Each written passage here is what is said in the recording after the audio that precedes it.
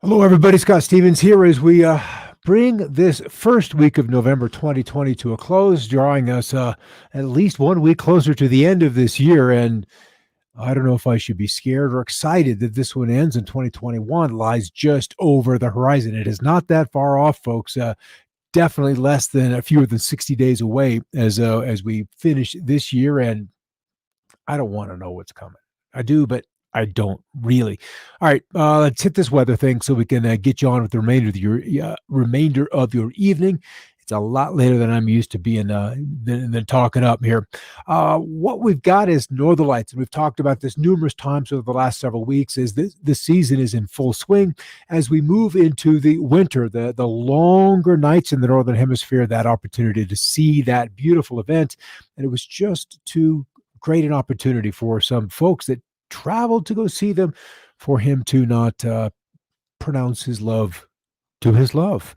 And she, in my understanding, said yes under those lights. So one of our guests proposed under the northern lights. They've given me permission to share this special moment with you and then you to the rest of the world. So that's just kind of cool. Not necessarily as cool, but probably impacting many, many more people.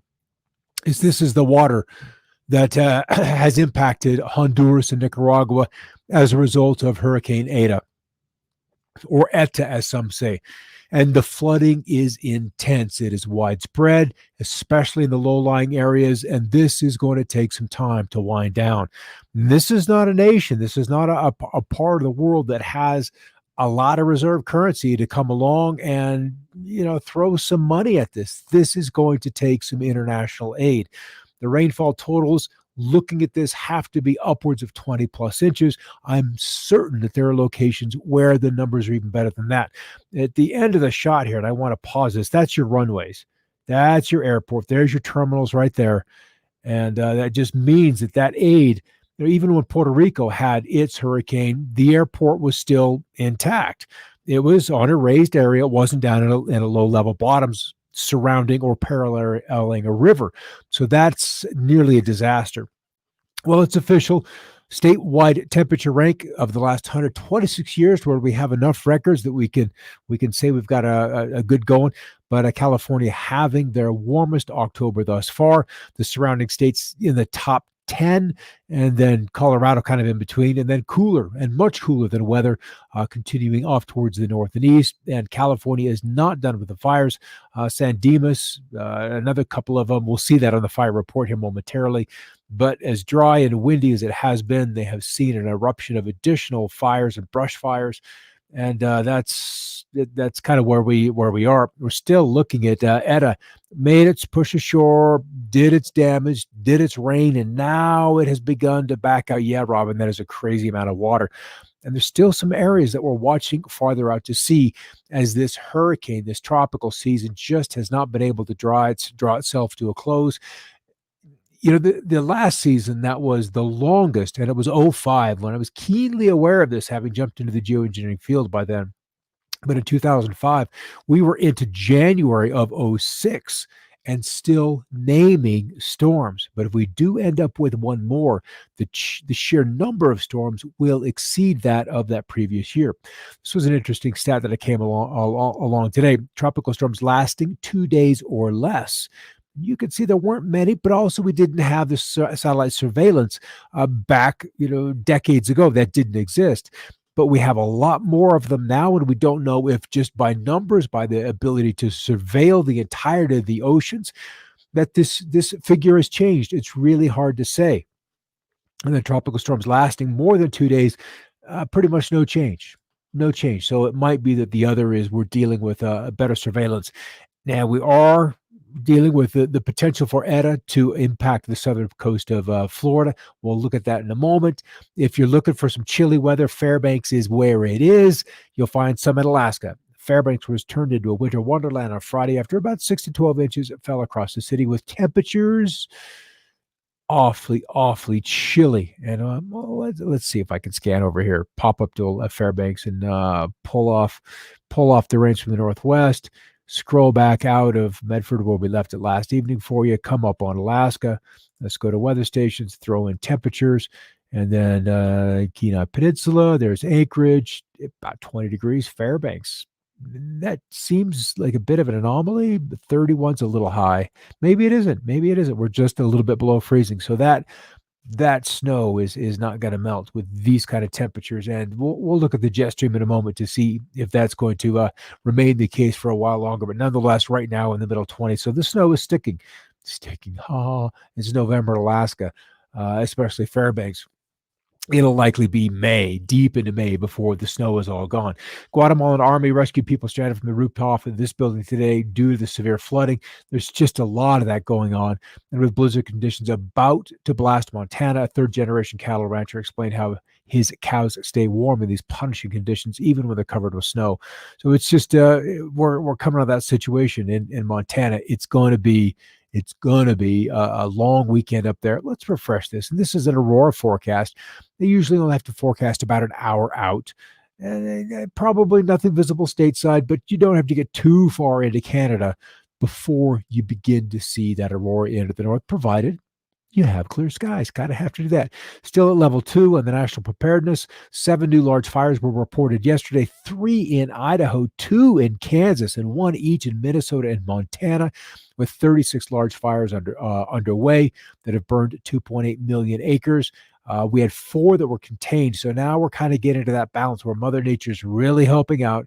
We're getting the cooler weather in. The days are shorter. The humidities are coming up, and the humans are not out in the wild like they were during the summer or even during hunting season, although I tend to believe that hunters are probably somewhat more conscious than just straight up campers that are up there for the weekend, or especially those with fireworks.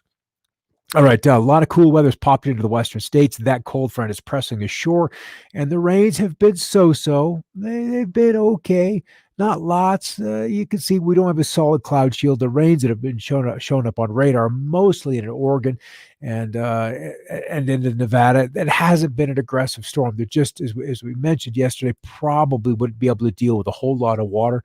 But as we do look out the forecast for precip, even just where are we? Hour 31, hour 60 out 5 days. It'll be okay for the West. It is definitely a substantial improvement above and beyond. And once we get into the blues, we're at least having a half of an inch of rain. And that's going to be the case in some of the higher terrain of California. So even in the next 2.5 days, that kind of water will really pull back the fire risk across the entirety of the West. The heat's going to go on. Let me see if I can't refresh this and take us on into Saturday, leave Friday behind. There's Saturday.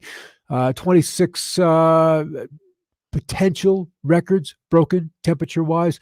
31 on Sunday, and then not quite as many on Tuesday. Yesterday, it looked like there was going to be like 180. It was deep into the hundreds, but that was certainly for warm nighttime lows on this coming week. So as we see the cool weather out west, it looks like the east stays warm. They just don't get a break. All right, with that storm pressing ashore in the west, 94 in Death Valley, 15 plus 15 at both Angel Fire, New Mexico, and Peter Sinks, Utah. And there's Etta sitting out there back into the Western Caribbean, just taunting people, just saying, where do you want me to go? Or would you rather me just disappear? The vote, I think it was unanimous, just to please disappear, but it is moving northeast at 12 miles an hour, so drawing farther away. It will have to cross Cuba. That will happen, and inevitably, we'll look at the model forecast, but the south coast of Florida is kind of under the gun. We'll see that moisture, we'll see that cloud cover, we'll see that event begin to lift this direction. Probably when I see you on Monday, we'll already be talking about the Keys, Sarasota, Naples, maybe even Homestead and into South Miami. We'll see what happens with that. But the weather's definitely changed out west, maybe not as far east as Colorado just yet, but the clouds are in place.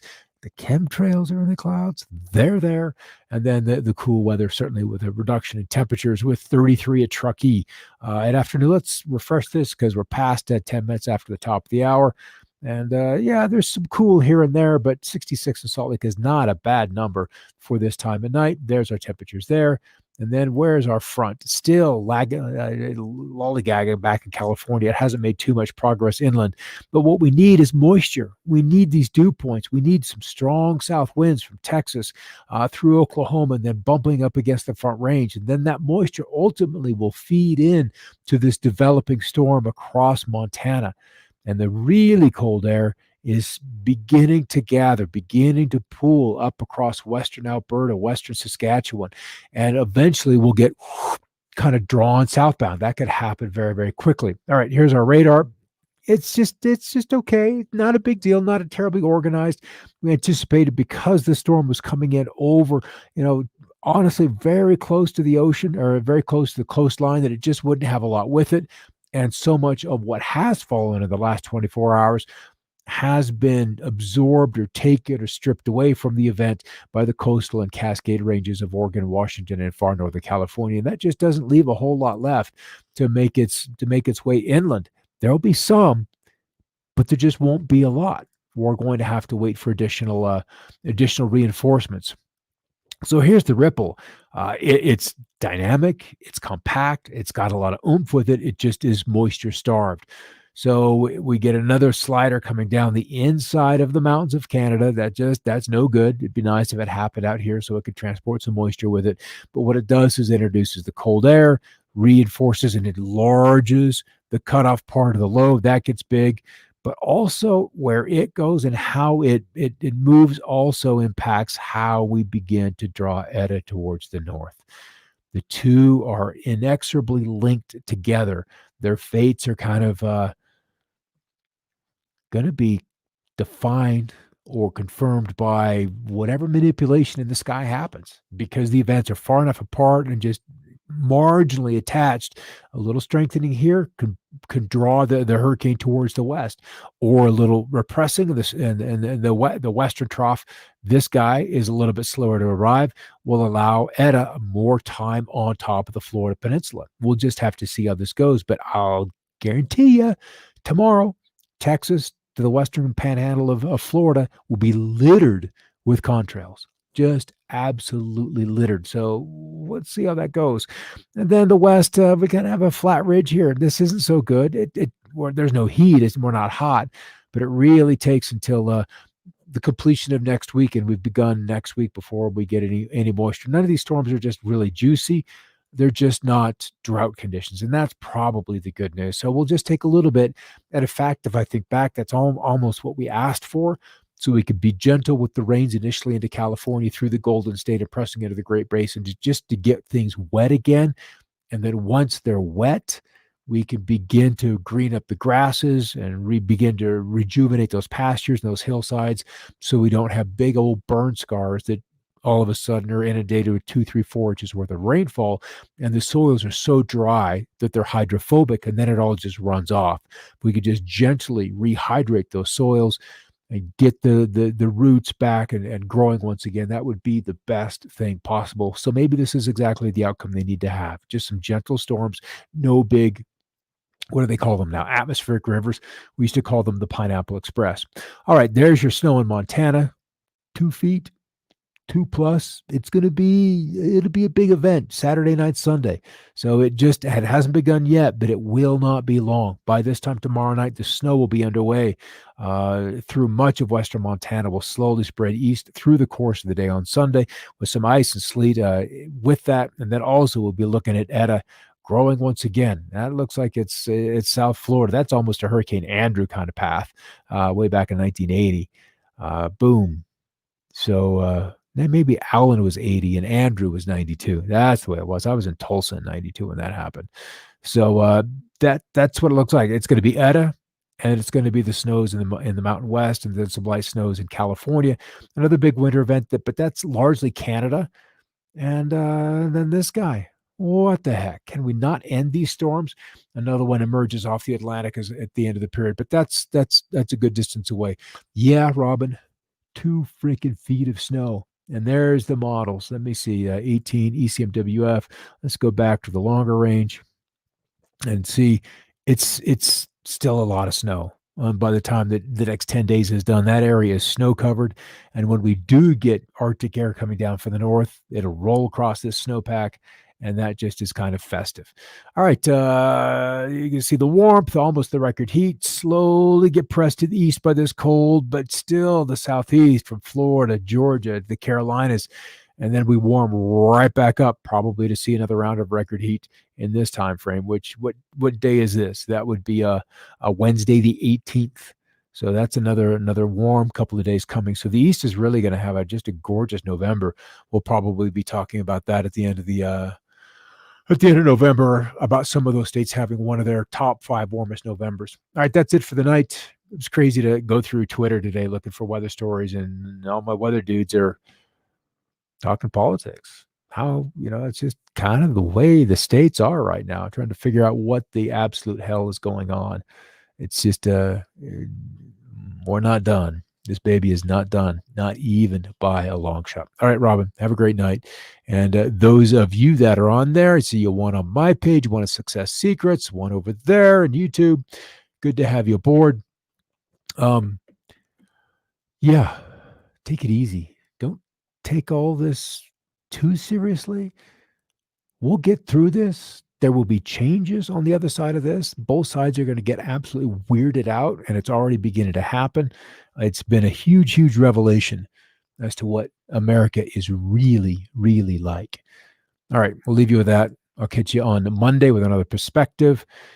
I don't know. I know exactly what I'm going to talk about, but we're not going to talk about that right now. I'll see you then. In the meantime, please, for all